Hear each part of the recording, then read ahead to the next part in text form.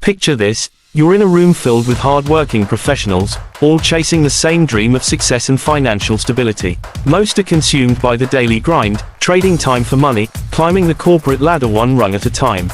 But what if I told you there's another way, a better way? That's exactly what Chapter 4 of Rich Dad and Poor Dad is all about, minding your own business. Rich Dad's lessons were simple yet revolutionary.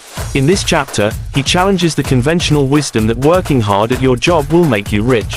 Instead, he offers a radical idea: don't just work for money, build your own asset column and make money work for you. John represents millions of people stuck in what Rich Dad called the rat race. They work tirelessly, hoping for promotions and pay raises, only to find that their expenses rise just as fast as their income. They buy bigger houses, nicer cars, and the latest gadgets, believing they're building wealth. But in reality, they're building liabilities.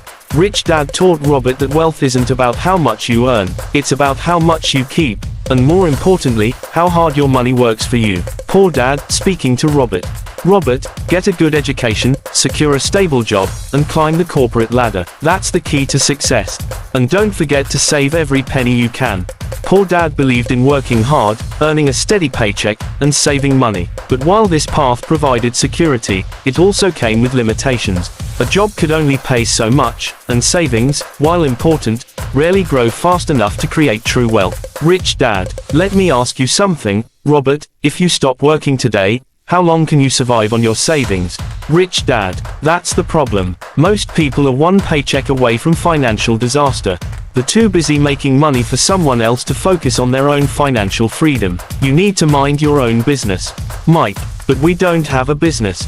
Rich Dad, smiling. Exactly. That's why you need to build one. And I'm not talking about starting a company tomorrow. I'm talking about building your asset column. So, what are assets? Assets are things that put money into your pocket. They include real estate, stocks, bonds, businesses, intellectual property, and more. Liabilities, on the other hand, take money out of your pocket. These are things like loans, mortgages, and credit card debt. Rich Dad's golden rule was simple: focus on acquiring assets, not liabilities disguised as assets. For instance, a house may feel like an asset, but if it's draining you through mortgage payments and maintenance costs, it's actually a liability. Rich Dad didn't expect Robert to build $1 million portfolio overnight. Instead, he encouraged him to start small. The boys began exploring ways to earn and reinvest money, starting with simple businesses and eventually learning to acquire assets. Robert, so, if we save enough, we can buy stocks or invest in real estate someday. Rich Dad, exactly, Robert. Every dollar you earn is a soldier in your financial army. Don't let them sit idle, put them to work building your future. One of the biggest mistakes people make is confusing wants with needs. They buy liabilities, thinking they're building wealth. A new car, a bigger house, or the latest gadgets might feel rewarding, but they often come at the cost of true financial freedom. Rich Dad, here's the difference, boys. Poor people work for money. The middle class work for security.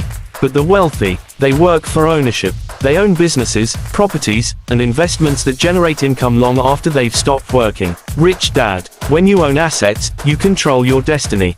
You're not relying on anyone else for your financial security. Over time, Robert began applying Rich Dad's lessons, focusing on building his asset column. He invested in real estate, businesses, and intellectual property, things that would generate income whether he worked or not. Rich Dad, remember, Robert, this isn't a get-rich-quick scheme.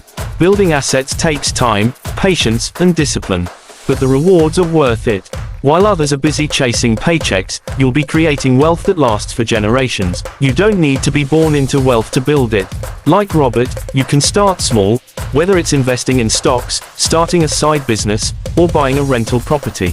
The key is to take that first step and start building your asset column today. In Chapter 4 of Rich Dad and Poor Dad, we learn that true financial freedom comes from minding your own business. By focusing on assets and thinking long-term, you can break free from the rat race and take control of your financial future. The question is, are you ready to start building your own asset column?